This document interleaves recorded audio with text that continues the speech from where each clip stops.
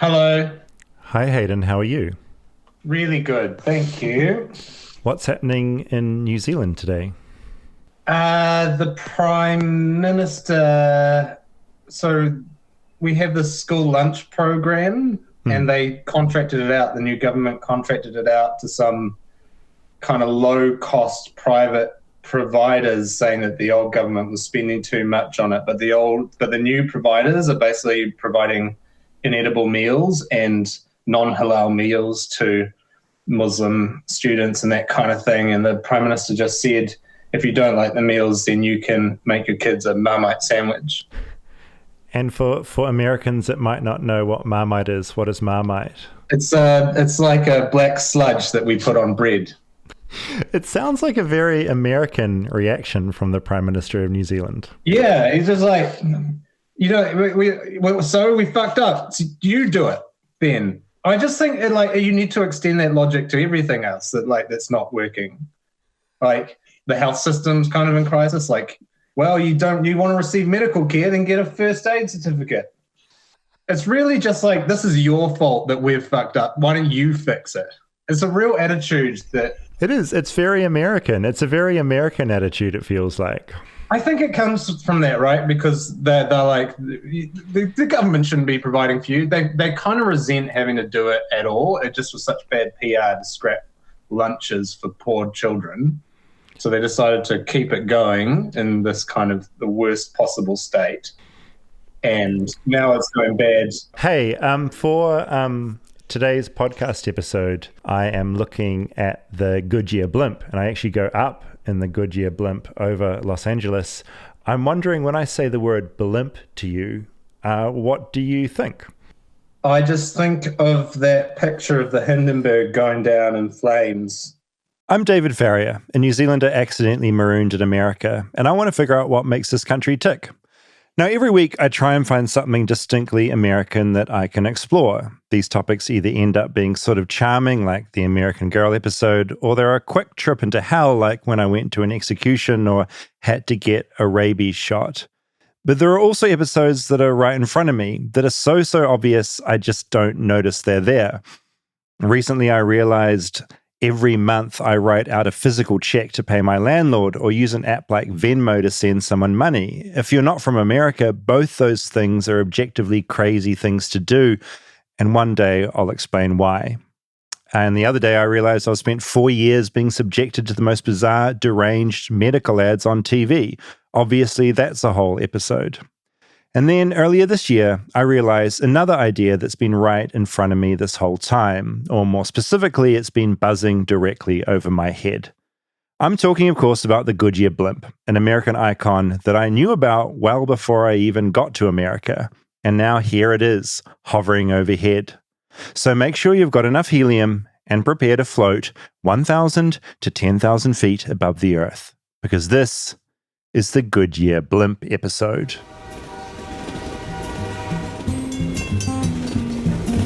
Flightless, flightless, flightless bird touchdown in America. I'm a flightless bird touchdown in America. Hi, Rob. Hey. I'm just going to check that stat that I just said about hovering 10,000 feet above. I'm just going to check sounds that's about right. right. Is that about right? 1,000 feet to 10,000 feet? I'm so Yeah. bad with distance. Because I think, airplanes are like 30,000 feet? They're 30,000. So a third of where an airplane is. A blimp seems... How Higher? high can a blimp go? How high? I'd hate to start the show Yeah. with some misinformation Yeah, about that'd be great. blimps. Oh, yeah, I was a bit wrong. This is, in saying this is the AI overview from Google, which I do not trust. Yeah. A blimp flies between 1,000 to 7,000 feet. You said 1,000 to 10,000? Yeah. You were not that far off. I wasn't that far off. You were within the range. I was in the right, yeah, okay. You went a little high, though. I went a little higher, but it's not crazy. I was just checking I wasn't like 9,000 feet out. Yeah.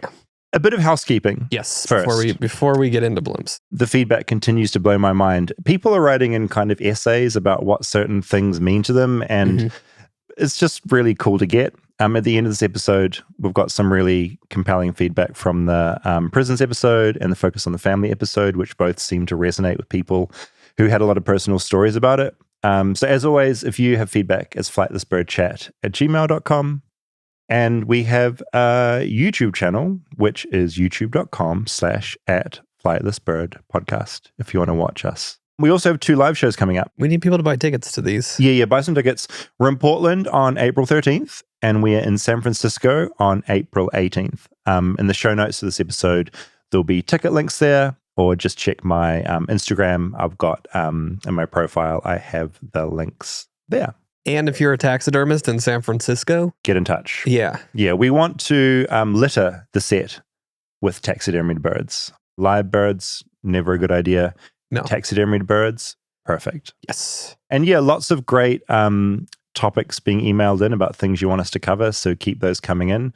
I feel like just from those emails, I'm learning more about these cities than I ever knew before, so that's kind of great. Yeah, and even just things you recommend that we do while we're there, because we do a day or two of scouting the city before the show. Yeah, and you live there, so you'll potentially know more than we do. So. Yeah, we ignored the underground tour recommendation in Seattle that a lot of people said, and then found out too late that it sounded really cool. Genuinely amazing. I'm sad we missed that. Yeah, if we go back again, I'm definitely going underground. Yeah, like a mole. So yeah, cool things like that. And the other thing, just quickly, we've done this once before on the show, a thing called Flights of Fancy. And basically, in these Flights of Fancy episodes, we want to give you a chance to call up and to talk to you about pitching an idea for the show. But of course, to do that episode, we need to hear from you first. So go to this link. Yeah, if you're watching this, a big link just popped up. It's bit.ly/FBFancy. It'll take you to a form that you can fill out. But what we're really looking for is topics that you have unique access to. Yeah. So not just something you think is interesting and want to hear about. The perfect example, I think, in the last time we did this was we heard from someone that had helped train Navy dolphins. Yes. So that actually been in the water with dolphins for a couple of years training them. That's the perfect kind of link. We had an incredible post office worker write in about his job. So it's those personal links we're looking for. Yeah. Your uncle was a cult leader. Yeah. Great. Yeah. So and things that you might have been listening to the show and just been like, why are Dave and Rob not talking about this thing that I know so much about and I desperately want to hear talked about? If you're that person, then this is a perfect show for you. Yes. So yeah, go to that form one more time, Rob. It's bit.ly/FBFancy. And I'll also put that in my profile and my links on Instagram and a few other places. And show notes. And the show notes. I only discovered this about a year ago. Every podcast, if you click in the right place on whatever app you're on, the hosts usually type out a synopsis and add a whole lot of links to whatever they've talked about in the show. And each week, Rob and I do that and we write it out there. And there's some good stuff in there. Yeah, mostly David, but... Yeah, Rob gets in there and fixes my bad spelling mistakes. So yeah, it'd be lovely to hear from you. And yeah, those live shows, Portland, April 13th, and San Francisco on April 18th. Yeah, if you live in either of those cities, come hang out so we can do more live shows. Come along. We'll have some t-shirts you can buy, and we'll be there afterwards to say hello after the show if you want to give us a high five. Now, Blimps, but also Marmite. Oh, Marmite. Yeah, so have you heard of Vegemite? Yeah, I've heard of it. I don't think I've ever had it, though. So I don't like Marmite. Vegemite is, as Hayden described, it's like a brown sludge. It's like peanut butter? No. It's a very specific taste. I have a jar of Vegemite at home, which I will bring in. Marmite is like the competitor. If you like Vegemite, you'll taste Marmite and you'll be like, yuck. I imagine you that's never tasted either of those things before, you would try both Marmite and Vegemite and probably be like, what the hell is this? What's it made from? I couldn't even tell you. Oh, you don't even, No, it's just, I just love it. Like, oh, you like it? Oh, I love it. Yeah, no. Okay. So, but it's a dark brown sludge? Yeah, dark brown sludge. And you put it on toast. So, do you have toast in America? Toast, yeah. But it's not like Nutella or peanut butter. No. So Nutella, sweet, peanut butter, crunchy, tastes like peanuts. Yeah, and you know where peanut butter comes from, right? I'm going to go to Wikipedia. So that's why I'm confused at why you're eating something that you don't know.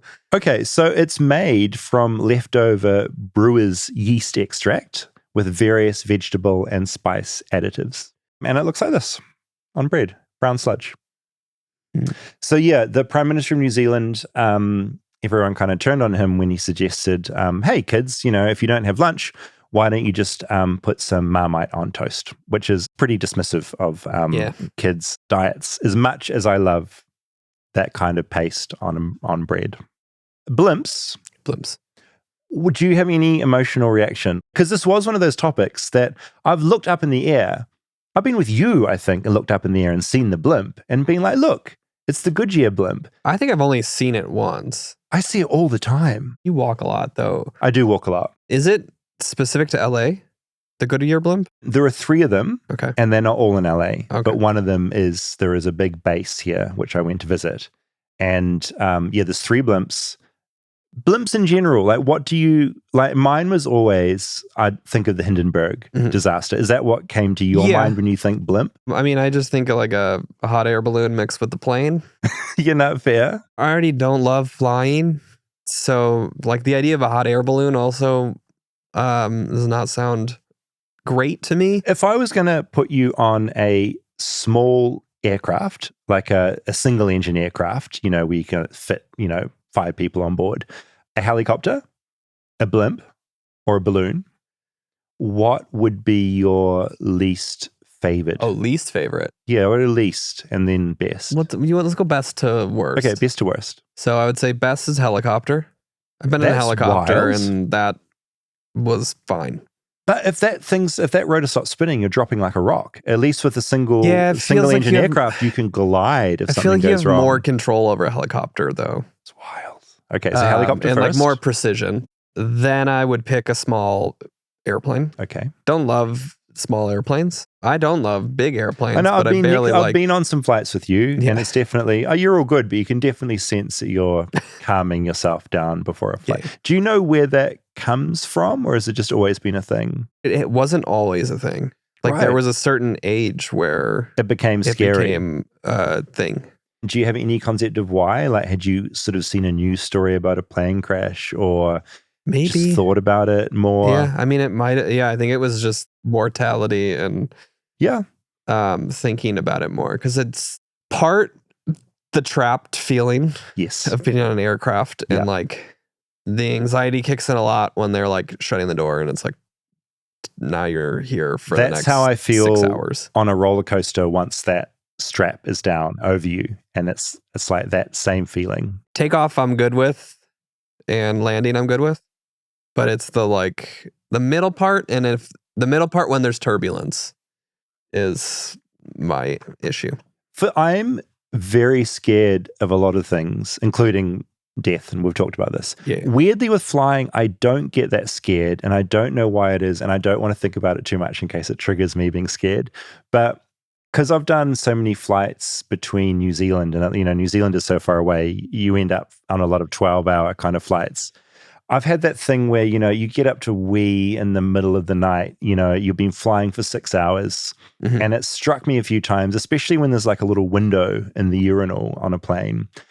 You're just up there, and you're sort of in, I don't know, it's like being in purgatory or something. You're nowhere. You can't get off, and it feels deeply unnatural. Like, I get the physics of how planes fly, but also they're very heavy. I think of how heavy my bag is that I've packed and multiply that by like 300 people. That feels bad. I get a moment of being like, this isn't good. But then I finish peeing and go back and try and sleep, Yeah. Stay tuned for more Flightless Bird. We'll be right back after a word from our sponsors. Support for Flightless Bird comes from Quince. Rob, you like clothes? You're a fan of clothes? Yeah, I wear clothes every day. I noticed that. I've never seen you naked. Have you ever seen me naked? No. We've been in a hot tub together, though. We've been in a hot tub. We had shorts on. Yeah. Yeah. Well, maybe that can be the next step. In the meantime, let's cover ourselves in Quince. I have a number of their items, and I like it because with Quince, I can get high-end, versatile pieces at prices I can actually afford, which is very important to me. So I can upgrade my style by snagging killer luxury essentials that sync with my vibe and my wallet. I have a really nice Mongolian cashmere sweater that I got from Quince because of the sponsorship. They start at just $50. And they have iconic 100% leather jackets and comfortable pants for every occasion. The best part of all this, all Quince items are priced 50 to 80% less than similar brands, which is a pretty significant price difference. And by partnering directly with top factories, Quince cuts out the cost of the middleman and passes the savings on to us. And something else we really like, Quince only works with factories that use safe, ethical, and responsible manufacturing practices, along with premium fabrics and finishes. I have one of their puffer jackets, which keeps me warm when it is cold in LA, like this week. It has been friggin' freezing. And I've got a bunch of shorts from them. Indulge in affordable luxury. Go to quince.com/bird for free shipping on your order and 365-day returns. That's QUINCE.com/bird to get free shipping and 365-day returns. Quince.com/bird. Support for Flightless Bird comes from OneSkin. Now, as the seasons change, so do your skin's needs. Shifts in the weather can leave your skin feeling irritated, tight, and dry, especially if, like me, you have sensitive skin or conditions like eczema. But what if your skincare routine could help calm your skin and reverse the signs of cellular aging at the same time? Enter OneSkin. Founded by 4 PhD-level researchers, OneSkin is the only company with OS1 peptide, the first ingredient scientifically proven to reduce the dysfunctional cells, aka zombie cells that build up as you age and make you more sensitive to those seasonal symptoms like tight, dry skin. Their products are free from more than 1,500 common irritants and backed by countless lab and clinical studies. So whether you have seasonal sensitivity or year-round irritation, OneSkin soothes and carbs your skin while helping it become younger and healthier at the cellular level. And for a limited time, you can get an exclusive 15% off your first OneSkin purchase with code BIRD when you check out at oneskin.co. I have been using their eye cream at night because as a 42-year-old man, I figure why not start looking out to my little eyes? So I've actually been finding that incredibly helpful. This is too much information, but I got really dry eyes about a month ago, and I got what I like to call a scaly eye. Scaly up there, horrible. It's not at all anymore though. It's gone. OneSkin has helped my disgusting scaly eye, and for that, I'm eternally thankful. Founded and led by an all-woman team of skin longevity scientists, OneSkin is redefining the aging process with their proprietary OS1 peptide, the first ingredient proven to help skin look, feel, and behave like its younger self. Get 15% off with code BIRD at oneskin.co. That's 15% off oneskin.co with code BIRD. After you purchase, I'll ask you where you heard about them. Please support our show and tell them we sent you. Invest in the health and longevity of your skin with OneSkin. Your future self will thank you. I've never been on a big international flight like that. That long of a flight, the idea of that freaks me out. So, I mean, my dream with these live shows that we're doing is to end up doing a live show in New Zealand and to somehow get you and your family over there. Yeah. And I want to experience that 12-hour flight with you because it will be a trip. It's like an endurance race, you know? It's a really strange thing. And you're probably going to be raw dogging it the whole time because you'll be so freaked out. You'll just be... I need distractions on flights. And I end up planning backups. So I'll have an iPad that has movies downloaded that I know will cover the entire flight. Yeah, so in case your in-flight entertainment isn't there, you've got the iPad. Which is more and more, planes don't have any screens now. No, I know. It's get your phone, hook up to the Wi-Fi, balance your phone somewhere, and on a knee. The streaming's good enough that you're going to get through the movie. That was my favorite part of flying, was the little screens on the back of the seats. I still find it novel and amazing, and I kind of like that I have limited choices. It's not a Netflix where you've got 10,000 things or a million things. It's no, you've got maybe 30 choices. Maybe 2 of those will be good ones. And you just watch those movies. Is there anything with your movie choice on a plane that differs? I actually did a story when I was a journalist in New Zealand. I did this very silly story because I had a theory that your emotions are much more heightened on a plane. And so I went and did talked to some doctors as far as oxygen levels on the plane and just your mindset and all of that stuff. And cut a long story short, there are some definite triggers that make you more emotional on a plane. And that, in my experience, makes movies so much better. So if I try and watch a really intense drama, because it will make me cry, and it's a few times that I'm really feeling this movie. And comedies I find very funny. Everything's better on a plane. I also, though... because I feel so close to death when I'm on a plane. Yeah. Uh-huh. I pick much more earnest choices Like, I won't pick a raunchy comedy. I won't pick like a horror movie. Like, I need something that will be kind of calming. Kind of. Yeah. Like sort of a plotty drama as opposed to like an edge of your seat horror. Yeah. Yeah, that makes sense completely. Yeah. And something a little more mindless probably than I would normally pick. Yeah, I tend to watch stuff on planes that I would never watch anywhere else. And I kind of like it for that reason. Yeah. Including some of the terrible choices. I watched, on a recent trip, Craven the Hunter. Terrible film. Awful. I'm like, I remember when Marvel films used to be this is a Marvel film? This is a Marvel film.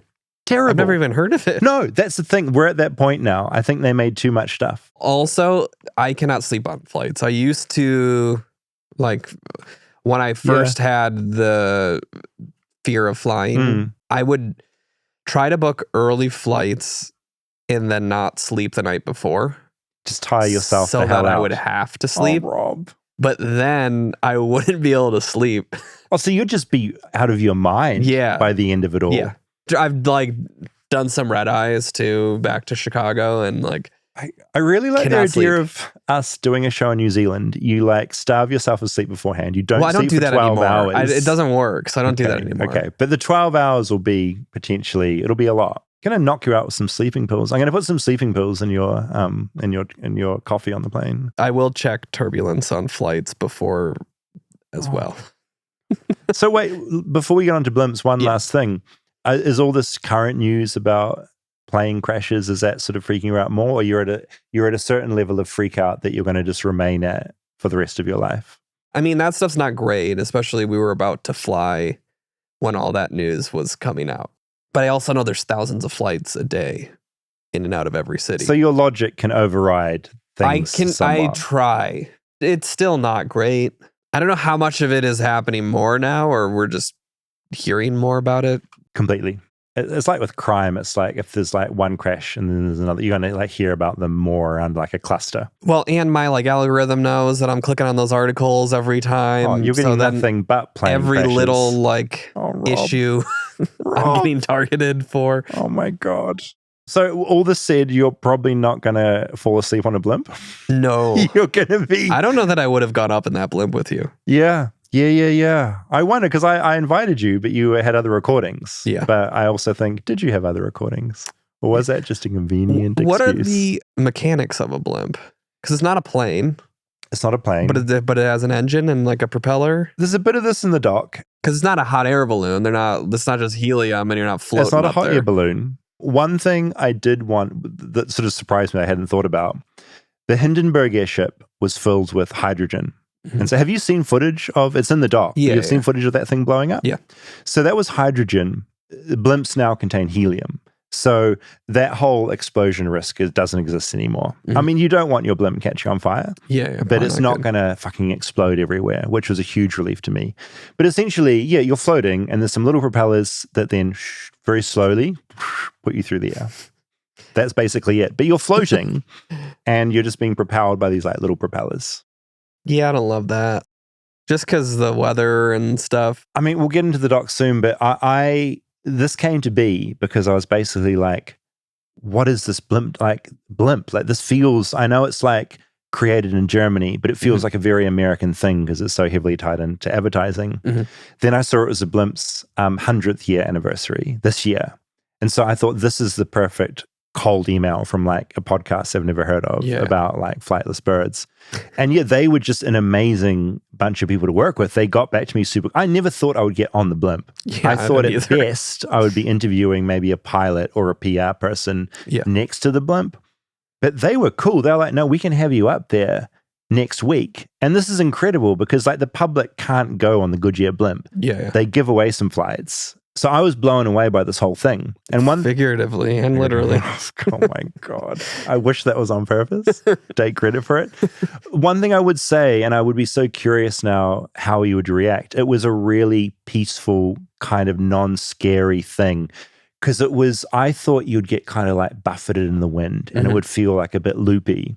Because I don't love heights. Yeah. But it felt very steady and it lifted off from the ground so gently that it just felt very safe. Have you been on a hot air balloon? Never. You're not a heights guy. I think one of my favorite trips with you, we went to a national park in Utah. Yeah. And we were going over a wooden bridge. And I jokingly jumped on the bridge a little bit. I hated that. Yeah, I think that was probably the first time you saw how genuinely scared of heights I am. You were terrified. Yeah, no, that was bad. That was scary. For me with heights, it's so interesting, isn't it? For me, it's when I'm not enclosed. So the blimp is essentially like you're enclosed in there. It felt fine. If I'm out like abseiling off a cliff, or what do you call it? Are you doing that? You're rappelling off cliffs often? When I was like at school, we had to do it at school camp. Mm-hmm. If I'm doing that, or if I'm on a walk up next to a big drop, nightmare in my brain. I don't love that either. Yeah. But no, and I think a hot air balloon, I think I would be scared because it's not enclosed. Yeah, you're in a basket. Yeah, but you can jump out. Yeah, it's you're in a basket and that's it. Basket without a lid. Yeah, no, that would be a no-go for me. Blimp enclosed, I was okay. You were in an enclosed basket under the balloon? Actually, I'm going to play the doc because this kind of takes you through the whole experience. And it was, I will say it like it was a really cool thing to do, even though the Hindenburg disaster was playing in my head the whole time. I've dreamt about going on a blimp ever since becoming charmed by the Duff Beer blimp in The Simpsons. Now in a moment we'll be raffling off our grand prize, a ride on the famous Duff Beer Blimp. A ride on the Duff Blimp. But it turns out that blimps are exceedingly difficult to get on. From what I can tell, there are only about 25 blimps left on planet Earth, and they're not exactly easy to access. Originally invented to patrol the air during World War I, the American Navy became particularly big fans during World War II, the slow, steady, and maneuverable vessel able to see what ships couldn't. Goodyear built over 150 blimps for this exact purpose. Blimps were big. And for a while, blimps were flirted with as a form of mass public transportation too, a kind of floating magical bus. But then, the Hindenburg disaster happened. Pretty bad PR for blimps. It was May 6, 1937. The German blimp was carrying 97 people when it went up in flames at around 7:25 p.m. while attempting to land in New Jersey. 13 passengers died, along with 22 crew members. That accident pretty much put an end to blimps as a form of mass transport. So my point is, here in 2025, it's really hard to get on a blimp as a member of the public. Thankfully, it's the 100-year anniversary of the iconic Goodyear Blimp, and they were game for giving me a spin. It was just after 2 p.m. on a sunny LA day when I got to Blimp headquarters. Parking the car, I saw a speck in the distance, the Goodyear Blimp coming into land. I'd brought my friend Kayla, who, like me, has always wanted to go on a blimp. From ages 7 to 14, if you asked me what my life goal was, it was to go on a blimp. Do you remember when you first became aware that a blimp in LA was a thing? Well, I think they might have one in the Bay Area too. So you grew up in San Fran? Yeah, and my parents lived on this mountain and you could see the whole bay. And then there'd be a blimp sometimes. So what's that all about? As the Goodyear Blimp came into land, I realized how weird it was. This giant mass of helium dwarfing the carriage underneath, a couple of stubby propellers off to each side, and as it landed, it all looked like it was just balancing on this one tiny wheel. That makes absolutely no sense to me. It's like a unicycle, basically. It is a unicycle. So it's those two little propellers on the side doing all the work. Like, does that big part always stay like that, or does that deflate? That's what I want to find out about. The more I look at the blimp, the more I realize how little I know about the blimp. Despite blimps being a part of pop culture and literally seeing it hovering in the sky at least once a month, I know next to nothing about them. And just in time, we're approached by the pilot who looks like she stepped directly out of Top Gun. It's actually longer than a Boeing 747. Perfect American smile, big tan, giant aviators. My name is Taylor Dean. I'm the chief pilot here in the California operations. And how long have you been doing this for? How long have you been flying the Goodyear Blimp? I've been with Goodyear for 14 years now. Yeah, a long time. It just flies by, really. There's a small, steep set of stairs you climb onto to get on board. That weighed me and Kayla earlier, needing to know exactly how much extra weight was coming on board. Adam, another pilot along for the ride, explains what's happening before we take off, or float off, or whatever the blimp terminology is. What they're doing right now is a couple things are going on. One, the pilots, they're running our weight and balance. So we're figuring out, how many kilos of passengers and fuel are on board, and then there's a certain weight range we need to have the ship at. So they're going to give the crew ballast counts, and they're going to add or subtract ballast bags based on where we need to be weight-wise to go fly. Inside, it felt more bus than plane. I think because of the giant windows. Once you're inside, you tend to forget the near football field-sized balloon above your head. It's all just such a foreign thing to experience, I think the closest thing really would be if you have experience being out on the water, whether that's, sailing or on a power boat. We call these airships for a reason. It's the same type of physics that allow a ship to be floating out on the ocean apply to the airship floating in the sky. Stay tuned for more Flightless Bird. We'll be right back after a word from our sponsors. Support for Flightless Bird comes from ExpressVPN. Now, going online without ExpressVPN, it's basically like having a phone without a passcode. Or like having sex without a condom. You're just basically like raw dogging the internet without any protection, which is just ridiculous. When you have sex, you put on a condom. When you have a phone, you have a passcode. And in the same way, when you're on the internet, you should have ExpressVPN running before someone jumps on and steals all your shit. Yeah, every time you connect to an unencrypted network, if you're at a cafe or a hotel or an airport, your data is not secure. A hacker with the same network can gain access and steal your personal data, like your passwords, your bank logins, credit card details. And it doesn't take that much knowledge for someone to hack you. Well, the sort of theory that I think the internet, we've been using it for so long and we feel like we know what we're doing. We've sort of forgotten how unsafe it can be, just like logging into a local Wi-Fi network. We're so footloose and fancy free about it. Yeah, it's all about convenience over safety. Completely. And I mean, I think of my laptop and the stuff like the passwords I have in here. I never want anyone getting into this shit. Yeah, and ExpressVPN stops hackers from stealing your data by creating a secure encrypted tunnel between your device and the internet. It's super secure and it's very easy to use. You basically fire up the app, click on one button to connect to a country of your choice, and it will protect you and your data. And it also works on all your devices, phones, laptops, tablets, all of them. And it comes with the Identity Defender, a new suite of tools to get your data removed from data brokers. It alerts you when your data appears on the dark web and even insure you against data theft for up to $1 million. It's rated number 1 by top tech reviewers like CNET and The Verge, and also by David Farrier. I've used ExpressVPN for so long now. I'm very happy to be advertising it here on the show. It's something I've used for ages. It always sounds dicey when I say this, but I feel like I'm searching for a lot of dodgy stuff all the time doing my job, and it's just nice knowing that there is a safety as well between who's watching and what I'm doing. Secure your online data today by visiting expressvpn.com/bird. That's expressvpn.com/bird to find out how you can get up to 4 extra months free. expressvpn.com/bird.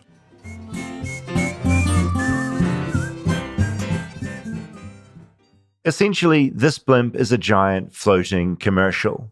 One of the main purposes of a blimp in 2025. Drones have taken over surveillance, and they're not used for public transport. So America has the DirecTV blimp, the Hood blimp, the MetLife blimp, and the most well-known blimp, the Goodyear blimp. I feel like the Goodyear blimp has hovered over most of America's big sporting events at one stage or another, from the first ever Super Bowl to the NBA Finals and the PGA Champs. And then suddenly, we're off into the air. And this blimp climbs kind of fast. The ground drops out beneath us. We use the engines for some of the lift. The helium provides 90% of it. And then once we're flying along here aerodynamically, we get some lift as well. And we take off pretty steep. We can actually pitch the ship up 30 degrees nose up, 30 degrees nose down. It is a much steeper deck angle than what you're familiar with, like on an airline flight. It's one of the most challenging aircraft that I've ever learned to fly.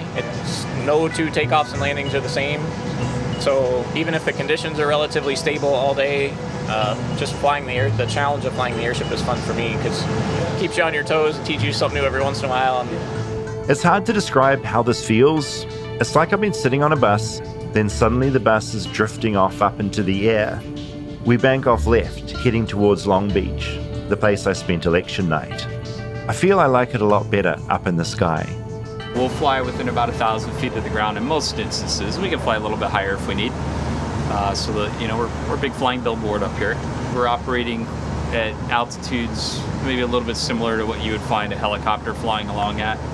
But we can go higher if the situation requires that. It's the only way to see the world because you're 1,000 feet above the ground. You're going about 40 or 45 miles an hour. You can wave out the window and people can see you and wave back. I mean, it's pretty cool. We buzz around for about an hour, and I think I like LA a lot better from the air. Those horrible freeways suddenly look a lot more organic and interesting.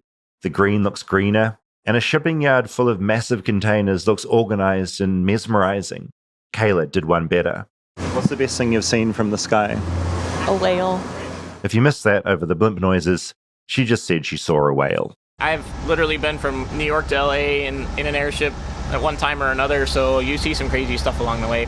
I think it's up somewhere in Michigan where you're out in the middle of cornfields for 25 miles and all of a sudden there's a train caboose. There's no railroad tracks, there's no roads, there's nothing, and there's just and you're like, how in the world? Like maybe 100 years ago there was a train track and the thing stopped and now it's there. I don't know. So you see things like that when you're flying across the high desert. You're 100 miles from nowhere and you see some tiny little house with a truck sitting there and you're like, well, where did this person come from and what do they do and how do they go to work or how do they even get water here for that matter? Like it's just, yeah, so you do see some pretty crazy and unique things around. I found out a lot of things on my flight, like that there are more astronauts on planet Earth than there are blimp pilots. Maybe less people aspire to pilot a blimp than a NASA rocket or a SpaceX ego trip.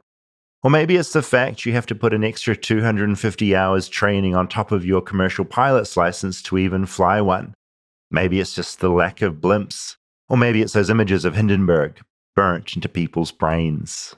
And I learned that the Goodyear Blimp can travel 117 kilometers, 73 miles a day. Finally, I learned that you can take a shit on the blimp if you're so inclined. We do have a bathroom for emergency uses, but if you take a peek inside, take a picture, we call it the live with the view. I won't be revealing if I use it or not. I guess I'd sum up the whole trip by saying I felt incredibly lucky to get up there in the sky on a blimp. I feel like a lot of Americans have seen the blimp, but very few have been inside. Eventually, we descend. This whole time, it's just been so incredibly calm, like we're navigating in this big floating bubble. Back on the ground, Doc tells us how different the craft we're flying is to the first Goodyear blimp, Pilgrim, back in 1925. There have been a whole bunch of different blimps since then, all basically using the same technology. But then there was this big jump in design and technology about 10 years ago. In 2016, we retired the last of the old style fleet of airships, the GZ-20 airship. And the flight controls in that airship were exactly the same as the 1925 Pilgrim. Oh, seriously? So not that much had changed? Jump from 1925 to 2020 technology when we went to these new airships. So the first one came out in 2014. We had a second one in 2016, and that's when we retired the last of the old ones, started training the third crew. And then the third one came out in 2018, and then everybody had one. So the crazy part about this is that transition for the pilots, for the ground crew, for the ground support, the maintenance standpoint, everything was just so different in this one that we literally started over. And we leaned on a little bit our history to say, well, we've been doing this for a long time and we kind of know, and we didn't know. For example, you figure that solid ballast is what holds us on the ground, right? We had 25-pound shop bags. Now we have to make it kilograms. We'll just make them 22.5 pounds and they're 10 kilograms each, and that should be fine, no problem. Wrong, because the ballast compartments on these were made for lead because that's what they use in Europe, and they're too small to fit our 25-pound shop bags. So we couldn't even get dead weight right. We had to start over. And here, because of the EPA rules and things like that, we had to find a safe form of doing that wasn't stupidly expensive. So we were able to tackle these problems one at a time, but I mean, literally the helium inside is the only thing consistent between this blimp and the old school GZ style airships. I always joke with people that flying the old GZ style airships was like driving like a late 1960s muscle car, and then hopping into this thing is like hopping into a 2020 BMW. I'd liked my time in the BMW, and I thank Doc for his time. A man whose nickname is, apparently, Sky Daddy. Before we head home, I catch up with Taylor, who'd piloted this trip. I didn't want to talk to you and distract you while you were flying, so I just ignored. Well, I appreciate that. Yeah, thanks. Any challenging moments up there? None today. It was beautiful out today. Yeah. Kayla saw a whale. Did you? Wow, amazing. It is whale season. It's the migration path right now, so I wish I'd have seen it. Weirdest thing you've seen up there in the sky? Have you looked down and seen something and you'd be like, holy shit, look at that? The weirdest thing. Must be something. I mean, she saw a whale today. You must have seen something, a murder or a car chase or something. I've seen some car chases, actually. So on a flight very much like today, and, helicopters like to chase cars. That's one of my favorite things about America. Yes, it's car chase TV. Like every day. They don't show them all, but they're always going on. It's amazing that you do that here. Like they think they can get away with it, right? So the car ended up going right underneath our path, and all the helicopters are going around us. They chased them down Redondo Beach. It was really, really fun. It's the most American thing that's ever happened, like a Goodyear Blimp happening upon a televised car chase. Yeah, absolutely. The last thing I should point out before wrapping this up, it's a shocking shocker. Technically, the Goodyear Blimp, it's not even a blimp. It's an airship. A blimp can be deflated at the end of the day, whereas this thing has a solid structure and frame. Tomato, tomato. I'm sticking with blimp. I flew in a blimp. The blimp didn't blow up, and I had a great day. I love the blimp. I love blimp. What more could this flightless bird want?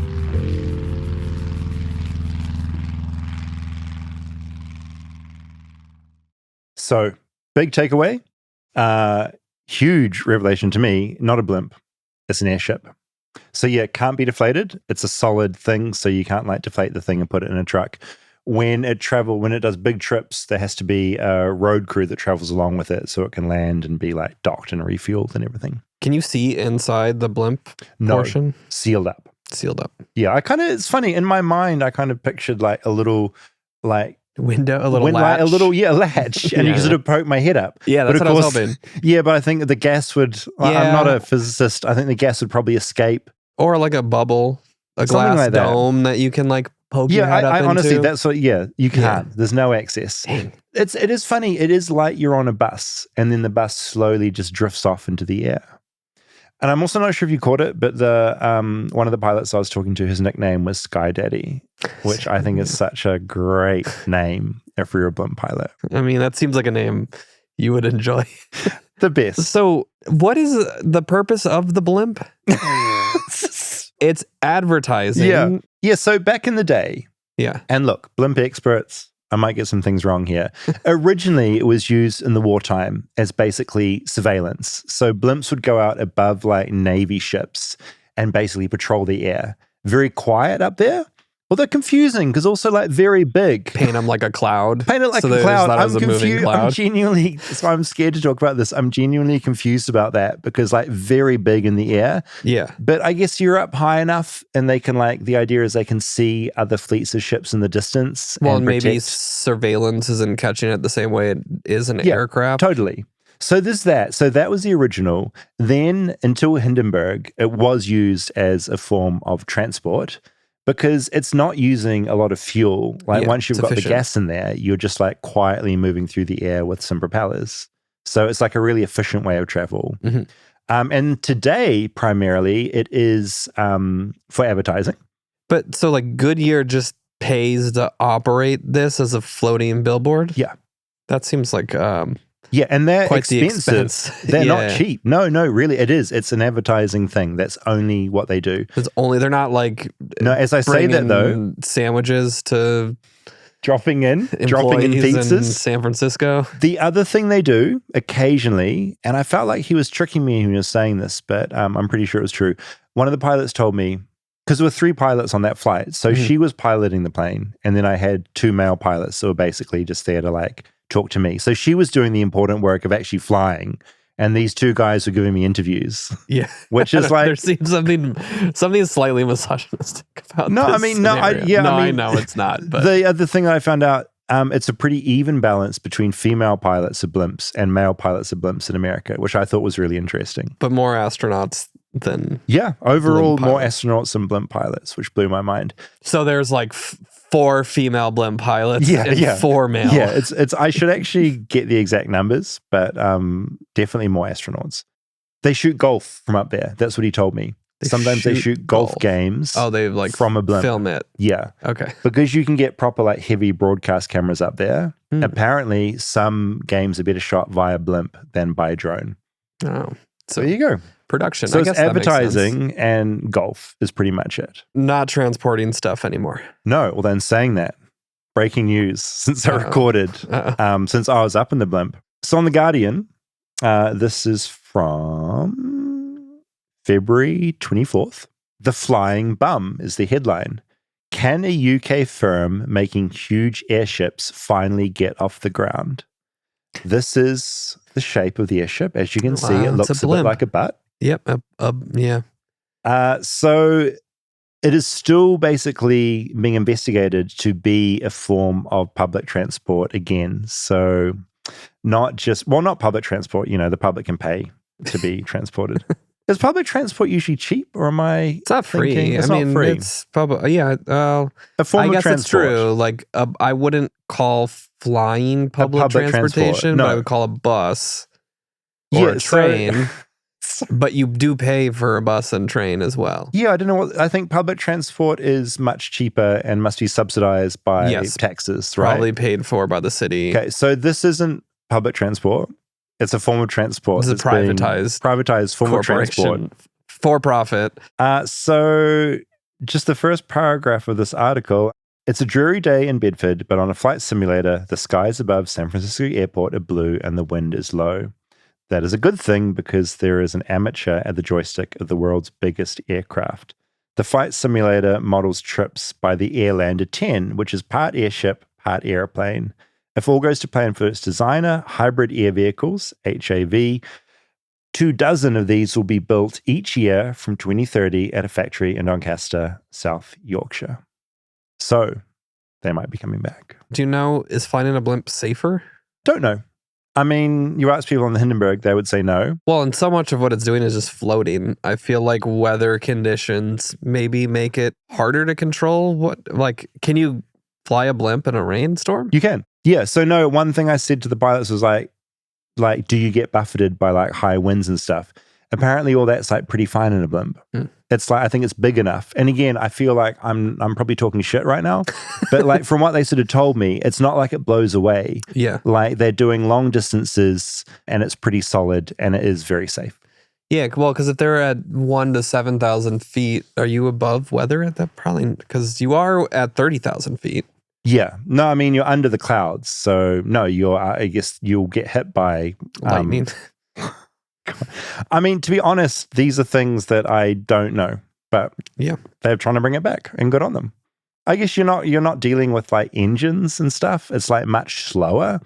So that's probably safer. The like flight time is 3 times longer to go anywhere. It takes a long time. Yeah.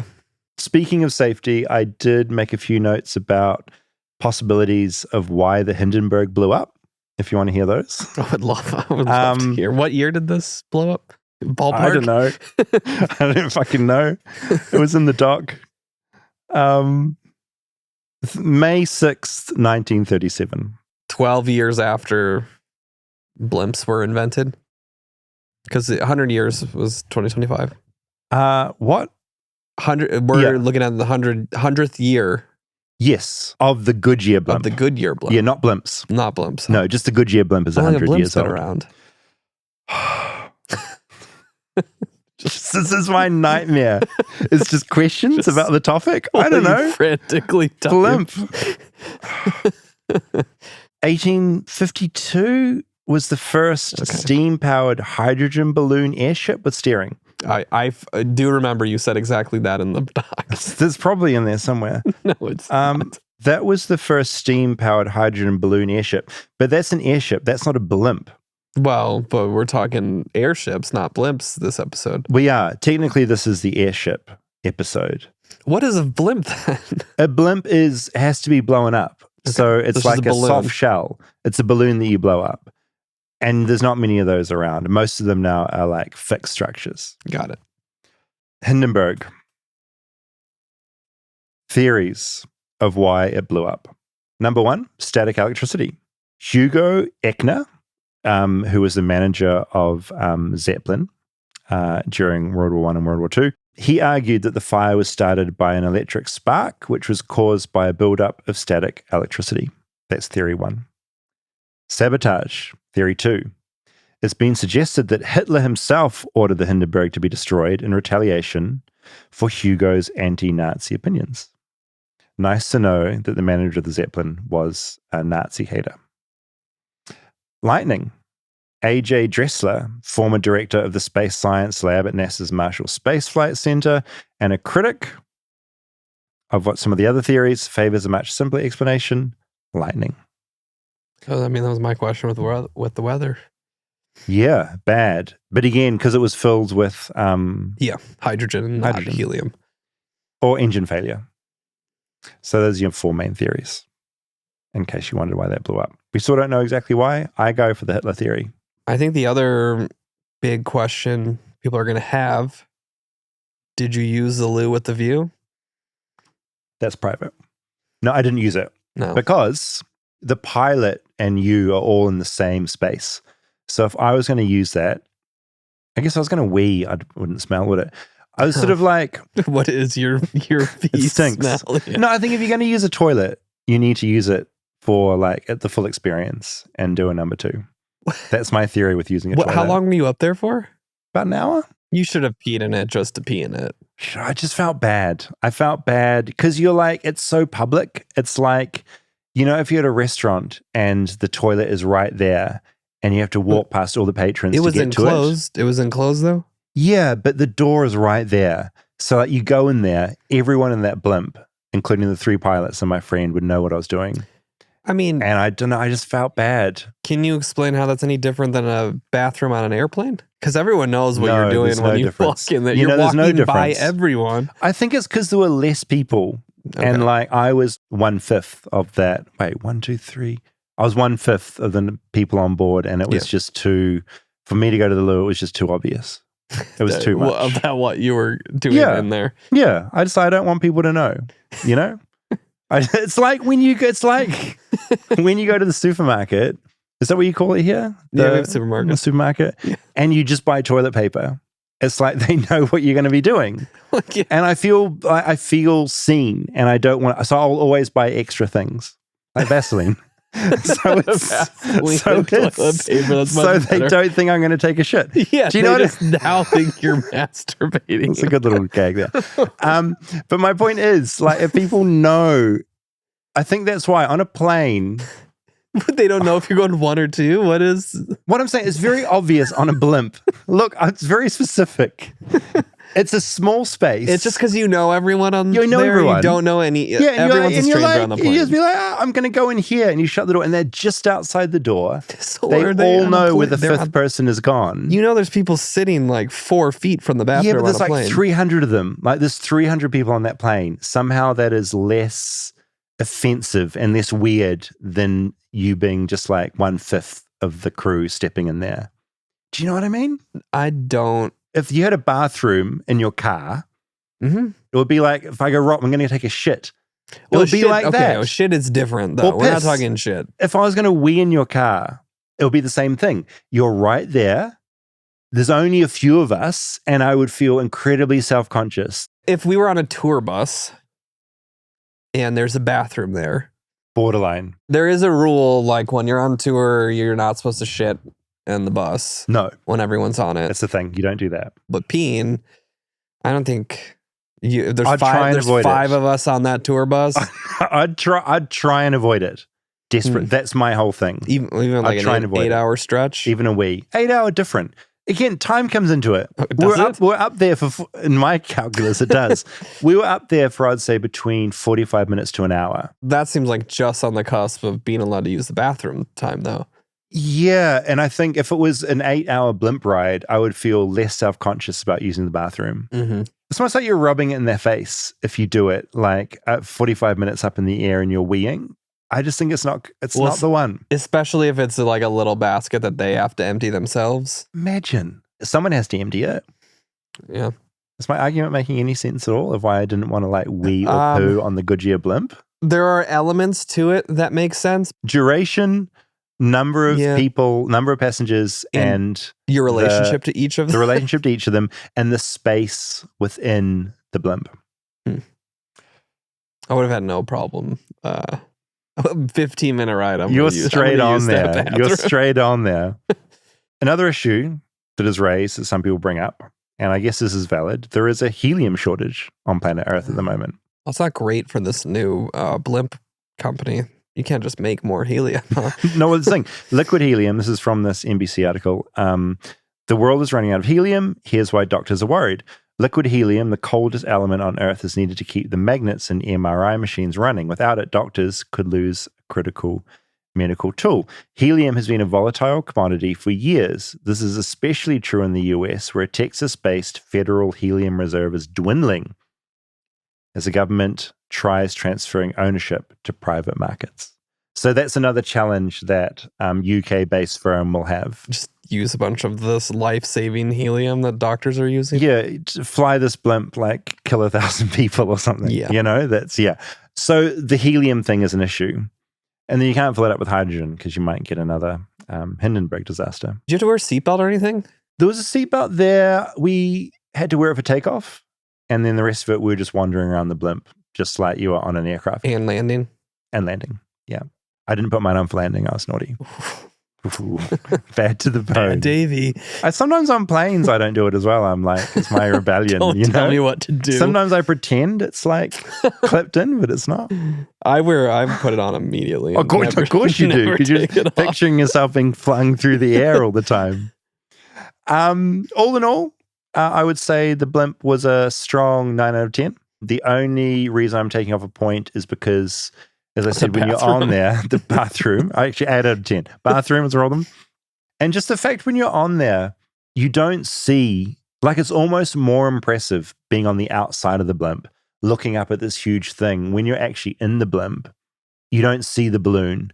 So it's just like you're on a little weird bus. Are the windows though? Like, do you have a nice like 360 view of the view's everything? amazing. Yeah. The view's incredible. The view's great. All right, 9.5 then. 9.5. It was who am I? It's a 10 out of 10. I've been on a blimp. It was 10 out of 10. I'm one of very few people that has been on a blimp, and I do feel crazy lucky to have done it. Flown by one of 11 blimp pilots in the world. One of 11 blimp pilots. Can you search how many blimp pilots there are in the world? How many? Or in the country, I guess. Blimp pilots. AI overview, 17 full-time blimp pilots 17. In the US. Well, you mentioned that there's more astronauts, but how many astronauts in America? 17. That's much lower than I would have guessed. It's crazy. It's so rare. 47 active astronauts at NASA, and then however many SpaceX has as well. Probably a lot. It is a rare thing to be a blimp pilot, and all the blimp pilots I talked to on that flight were friggin' cool, including Sky Daddy. You talked to 3 of 17. I've talked to most of the blimp pilots in America in that one story, which is kind of insane when you think about it. Any other blimp facts you'd like to know? I can fire up Google over here and find out. No, I think if I fucked up any of the blimp facts, email flightlessbirdchat@gmail.com. I think if you're a blimp pilot, if you're one of the other 17, we would love to hear from you too. Let's interview all 17 blimp pilots in America. Let's cover them all. Let's turn this into a blimp podcast. Yeah. This is now specifically about blimps. All right, I'm going to go into some feedback. Will wrote in about our prisons episode. I wanted to bring up something that struck me as odd when I spent a weekend in county jail for a DUI back in 2013. Brackets, I'm sober now and doing much better, which is awesome. Upon entering my pod, I was given some items like toiletries and sandals, all of which were Bob Barker branded, the guy from The Price is Right. Bob Barker bendy toothbrush. Bendy so he couldn't harm himself or others with it. A Bob Barker bendy pen and Bob Barker rubber sandals. What? This blew my mind. Is this like a charity that Bob Barker? These are all great questions that I do not know the answer to. Or he's making money off of. I assume he is making money off them, some kind of deal with the prison system or certainly the county jail that this guy was in. I could see him having like I know nothing. I have zero connection to Bob Barker. I don't know what kind of person he is, or is he like a loved American icon? Yeah, I mean, yeah. Is he a big deal? No, he's definitely beloved. I could see that being a thing in something that he's donating. Right. I guess it's good they have a toothbrush, right? It's good he got a toothbrush. It's good he got little sandals. And it's good he got a bendy pen. Yeah, I mean, I hope he's not. That's mind-blowing, right? Yeah, that would be wild if that was If you know anything more about this, why Bob Barker is sponsoring certain prison items, flightlessbirdchat@gmail.com. Seth wrote in saying, when you were talking to Bianca about how certain things can be legal in one area and then illegal 100 feet down the road, David followed that conversation up with a disclaimer saying that she didn't mean literally. Actually, she I don't know why this is funny to me. I just love like feedback that's so clear. Actually, she can mean quite literally what she said. Laws will be different within a matter of a couple of 100 feet or a few miles. I was arrested about 10 years ago in Michigan for possessing less than 3 grams of cannabis. At the time, different cities had different laws on the legality of the substance. I lived in Grand Rapids, and weed was decriminalized there, so it was only a $10 fine if you got caught with it. I, however, was arrested in the town over in Granville and was smacked with a year of probation, 3 months of alcohol and drug classes, 80 hours of community service, and about $4,500 in court fees and lawyer costs. 2 years later, after I had been off probation for about a year, Michigan legalized cannabis entirely. So yeah, that 100 feet thing, technically true. Amelia wrote in, prison in America is weird, and it's always been fascinating to me.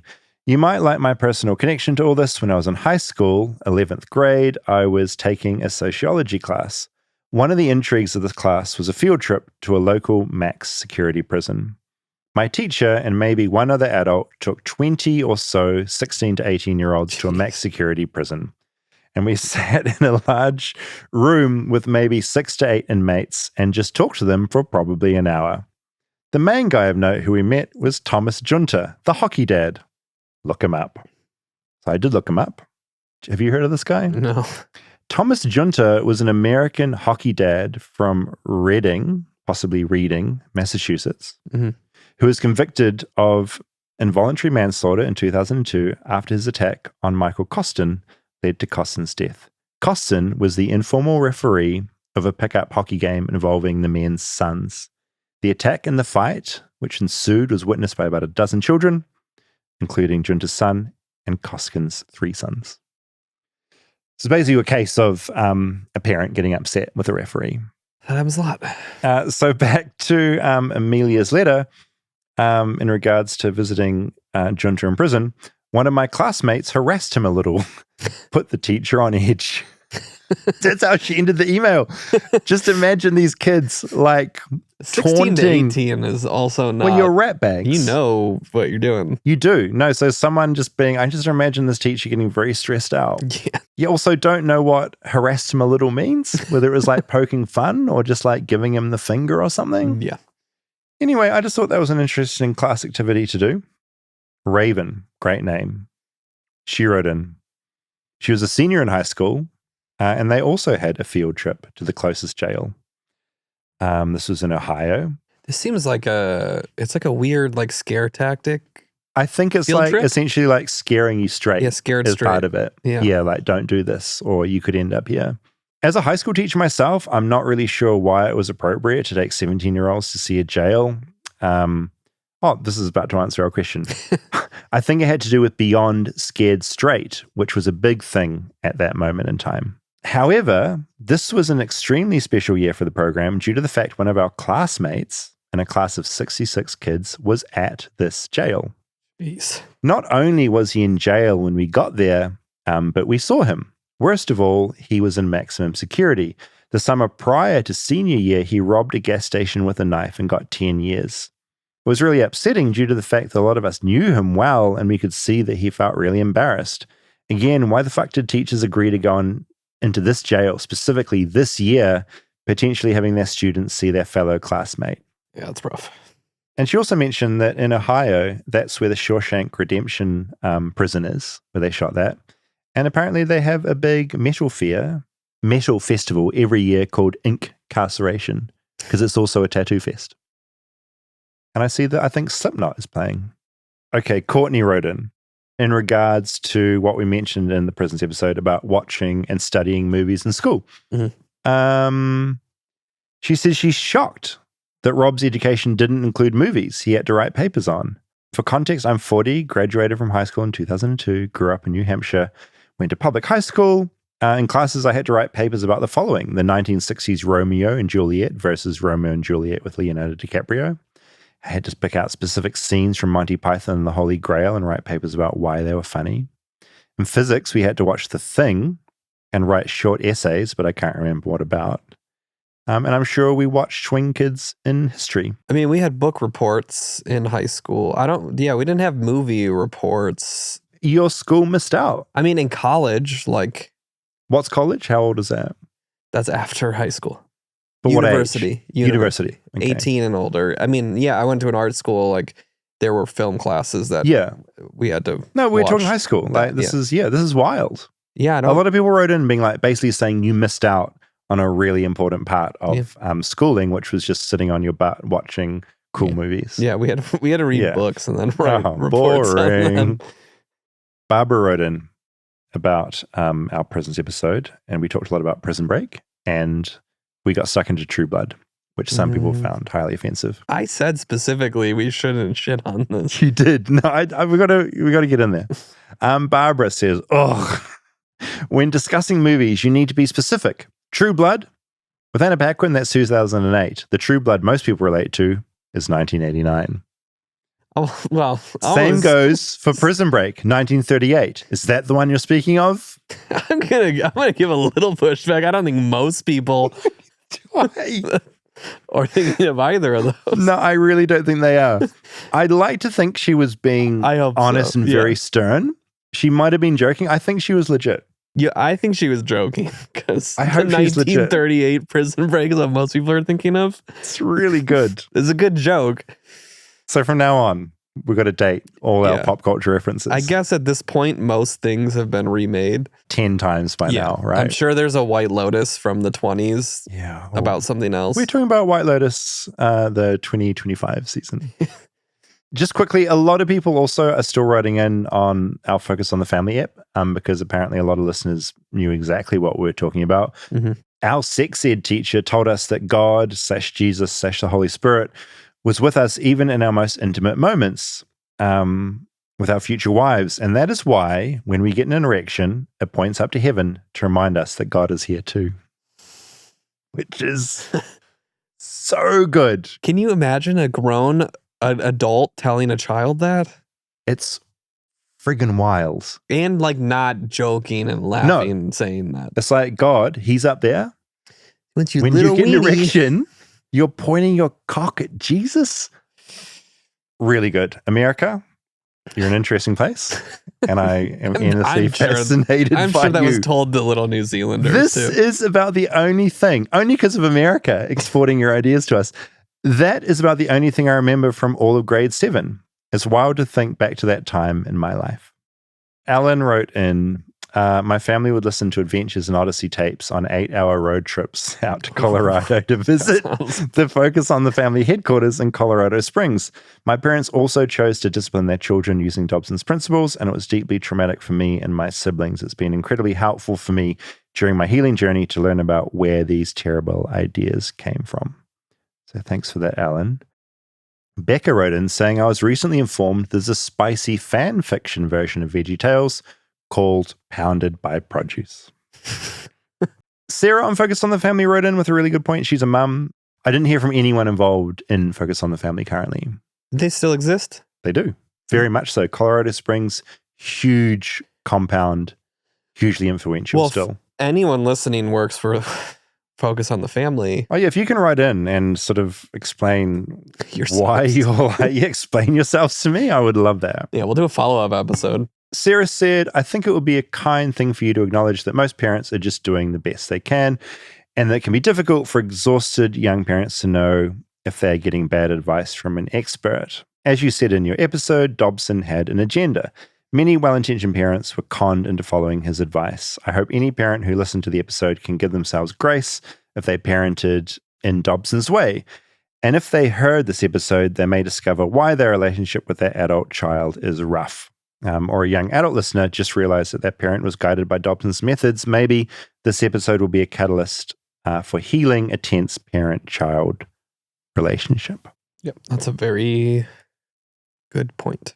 It is, yeah. And hopefully, I think hopefully a parent said, listen, they're not like feeling guilted out. They just like have some realization of where those ideas came from and can be a bit more open, and kids can give their parents some slack if they were raised in a slightly weird way, because I think a lot of parents that latched onto this were just trying to do their best. They were manipulated, and if they were reading books on how to be a good parent, it shows intent that they wanted. Completely. They weren't reading a book like how to be a shitty abusive parent. How to neglect my children. No, they were like how to raise good kids. Mm-hmm.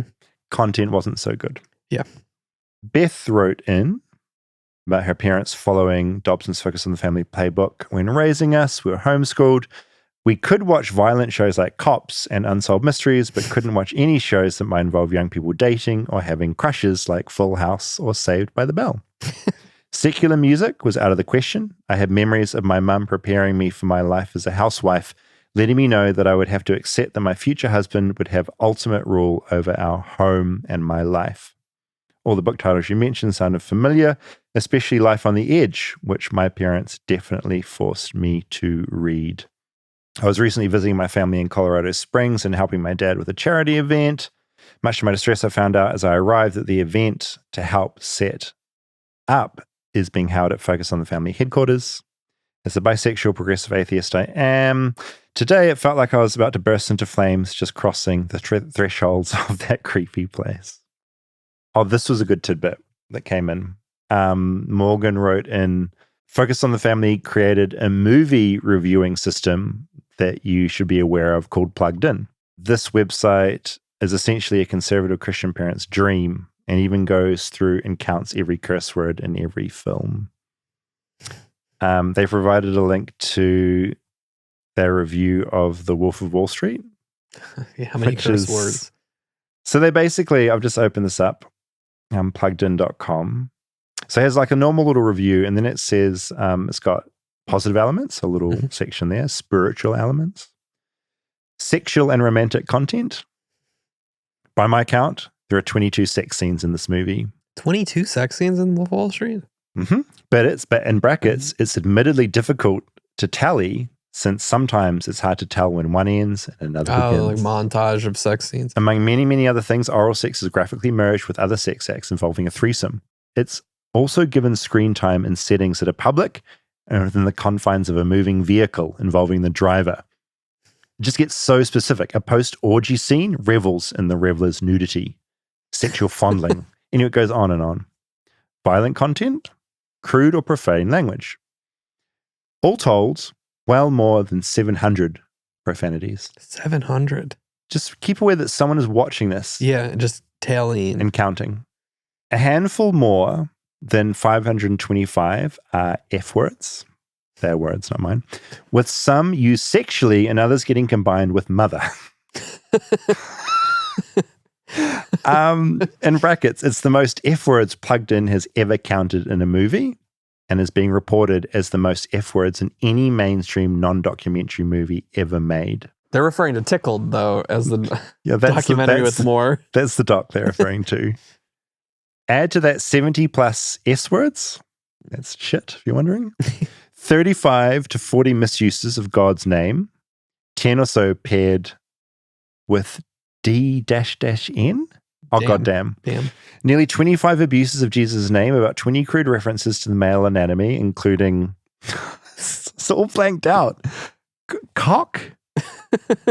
This also seems weird, like, that they're documenting it so intensely. It's like a handbook if someone wants to go and... No, it completely. The person that wrote in telling me about this saying is that's how they used it, basically to find the gnarliest horror films to watch, and so that they would watch them.